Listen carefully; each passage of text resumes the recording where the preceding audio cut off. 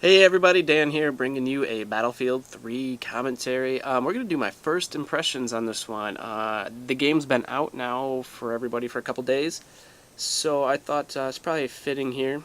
We'll talk about the good, the bad, the ugly, probably less of the good, less of the bad, the ugly. But first of all, I wanted to start off here with the bad and the ugly. Coming up here on the screen, you will see the message I was greeted with the first night I tried to play. I went and picked it up after work on launch day, and here it is. Could not connect. I thought they would have probably fixed this in the beta, but I guess not. But it didn't last long. I played the campaign for, I don't know, about a half hour or so, and then I saw on their Twitter it came back. So I jumped back in and discovered this, the server browser. I've only ever seen a server browser in PC games. This is fantastic. It's just incredible. I love it. What was weird is it first started out for me looking at European servers, which I didn't understand that. But then I found this. The filtering for it. You can go change it to East US, because that's the closest to me. I'm from Michigan. So I then just kept going through this, and I've never seen this in a console game. It's awesome. I'm glad they put this in. The only downside to it was I was only ever able to get in a game by using Quick Match and not using the server browser. But it does work. I did discover it worked. I was able to get into a game a little further off in the night with it. But yeah, it's awesome. I love having that option. Being able to choose the server, choose your connection, choose your game type, it's fantastic. And here we're going to go into Karg Island. This is actually the first game I played of that night. It's not exciting, it's not great, but it is my first game of Battlefield 3, the retail version, so I wanted to put it up here and show you guys how everything went. I'm switching between these two guys, a tank and a helicopter. I wanted to spawn on someone in my squad, and I didn't know which. I opted for the more fun experience, naturally, the helicopter. But I didn't know what in the world I was doing when I came in here. And I didn't realize my gun had limited ammo, so every time it would reload, I was kind of like, what's going on? It's not shooting, you know. But it was fun. The graphics are phenomenal. I installed the HD texture pack. I came home and I popped the disc in, prompted me to install the texture pack. I installed the texture pack. Then I left the game and installed the game itself onto my hard drive. I wanted the best experience I could possibly get. And boy, when I finally got into a game here, it was awesome. I could not believe the console graphics could be this good. You know, first and foremost, that's what everybody sees. It's what everybody talks about, because it's your first response is to see something, and this is definitely some good eye candy. Now I'm gonna preface this next section here by saying I had no idea what I was doing. Conquest, I knew the idea of Conquest. That's what we're playing here in Karg Island, and you know, I mean, it's kind of like domination on a COD game. But I didn't know what the various stages of each point were, the blue, the white, the red. Now I do. You know, blue is points we control, red is points the enemy controls, and the white, you know, the white icons on the lower left HUD, those are points that are neutral. And I didn't quite know the gist of how to capture a point. First, if it's an enemy point, you gotta drop it. You gotta make it neutral first, and then you gotta spend the time to actually capture it and bring it to your side. And I did not know that. So there was a few times where, you know, I would capture an enemy point, or so I thought, and I actually neutralized it, and then I'd run away, and we never actually captured it. I don't know if I actually did that ever in this game. I think it was probably later on that night I was doing that. But there, right there, the guy crashed to repair, and I got out, and he took right back off. So kind of mad. So I gotta foot it from here. But you know, the rush mode is actually my favorite mode. Conquest is fun. When it comes to a COD game, I love domination. That's probably one of my more favorite game types.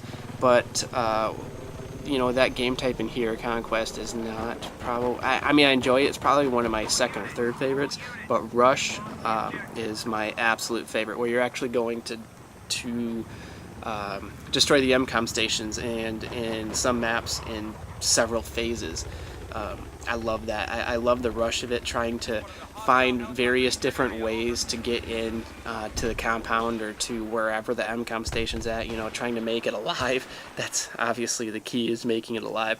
But it's awesome. I just love that. It's a good adrenaline rush for me. Now, I did notice, I can't tell if there are... If they are in the recording, or I think I noticed them actually in game, but there are a few little skip points, little jumps, where the game kind of, I don't know, screen tearing or whatever. But I did that was probably the worst I did notice.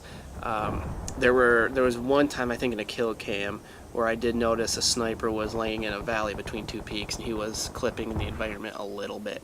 But, they fixed a lot of the bugs, a lot of the issues that were in the beta. And, understandably so. The beta was actually a month and a half old when we started playing it. And in that month and a half, there was plenty of time for them to actually find and fix bugs. But we still had to experience them in the beta, just because of Microsoft and Sony's certification process to get that up on their services. So the retail version is a lot more stable, and looks and performs a lot better. There were a couple times I thought I saw some low-res textures, but I don't think that was necessarily a bad thing. It was more or less in like a kill cam kind of deal. It wasn't during actual gameplay. I don't know if they would put in their programming to kind of dull that down a little bit, but all in all, I think this game looks fabulous. It performs fantastically. As for gameplay, the challenge when killing someone is to actually put enough time on them to what am I trying to say?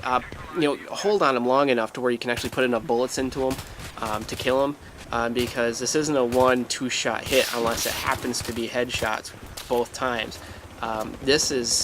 You've got to actually put 3, 4, maybe even sometimes 5 bullets into somebody, and that can take time, especially if they're on the move or if they're at long distances when you get a hold on them.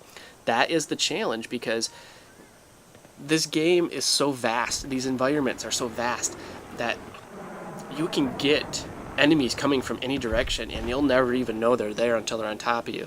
I've actually played a lot since this night here where I recorded this gameplay.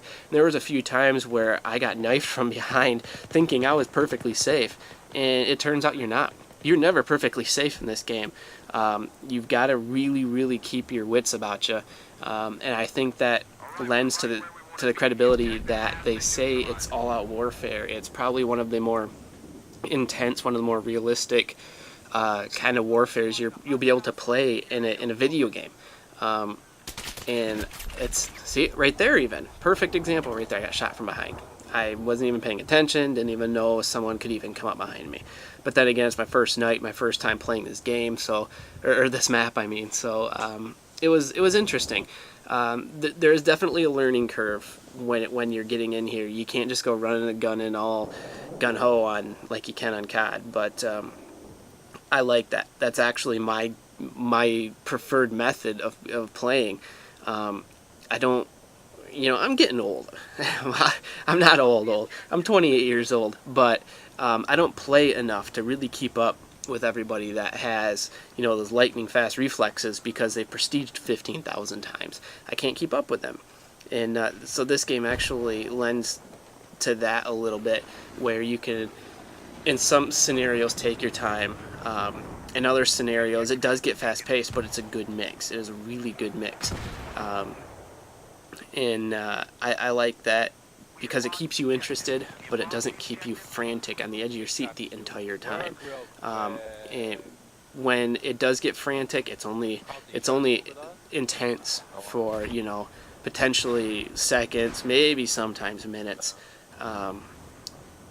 But all in all, you know, the gameplay of this is a very, very good, comfortable pace, and the different things that you can do, the way you level up, I like that a lot. You know, you unlock stuff for your weapons, and you're able to use them right away.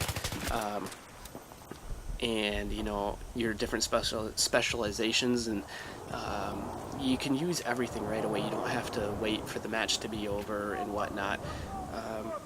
So, you know, this game was highly anticipated. They're saying it could be possibly neck and neck, you know, with Call of Duty. I can see if people can get past the differences of, you know, it's not one or two shot kills anymore. It's not sniping from across the map with an SMG. You know, gameplay can get a little slow at times. If people can get past that and really play this game for what it is and have fun with it, squad up, do teamwork, I think this really could be a COD killer. Unfortunately, I don't think it will be, just because of that fact. COD didn't get popular and famous just by its good looks. It has intriguing, addictive gameplay. And to me, Battlefield 3 is the same way. It's intriguing. There's never two different, or there's never two of the same paths. There's never two of the same objectives, or fights for an objective. Everything is different. But a lot of people like that fast-paced, intense gameplay, and I think that's probably why this is going to be a runner-up to COD rather than a killer. Even though I would so much rather it was a killer. I like Call of Duty, but it's getting old. It's getting old fast.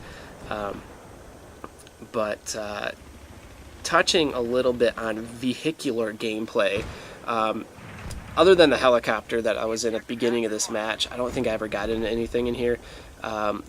In later matches, I did get into pretty much anything I could. Tanks, troop carriers, jeeps. I got into a helicopter one time and failed absolutely miserably. I even got into a jet one time. That was an interesting experience. It was fun. It was actually really fun to fly. It was definitely a challenge. And I think I crashed, and you know, it said I committed suicide, which, whatever. It was fun though. I don't think I even obtained any kills or anything during it, but it was fun. And that's all that this game's about. It's fun. The variations of everything you can do is fantastic. You know, when you're talking about tanks, you're talking about some of the troop carriers and the jeeps and stuff. There's different things. There's different roles you can do. Gunner, like in a tank, there's the 50 cal gunner or the main gunner. You go into a troop carrier, there is a few different places you can sit. Some of them aren't even gunning positions, but you get to look out a window. Stuff like that. This game is great for that factor, and everything down to the T has been accounted for. Bullet drop and everything, you know, you gotta aim high. It's just, this game is fantastic. I love it, and I'm gonna be playing it for a really, really long time, I hope. So if anybody out there has opinions on this game, please put them in the comments. I'm really looking forward to seeing what other people think of it. And if you might want to squad up and play sometime, you know, send me your gamer tag. I'm really looking for some people to play with in this, because it's more fun when you're playing with friends, and when you're playing with people that you can strategize with. So with that said, everybody, thank you for watching this, and I hope to see you on the battlefield.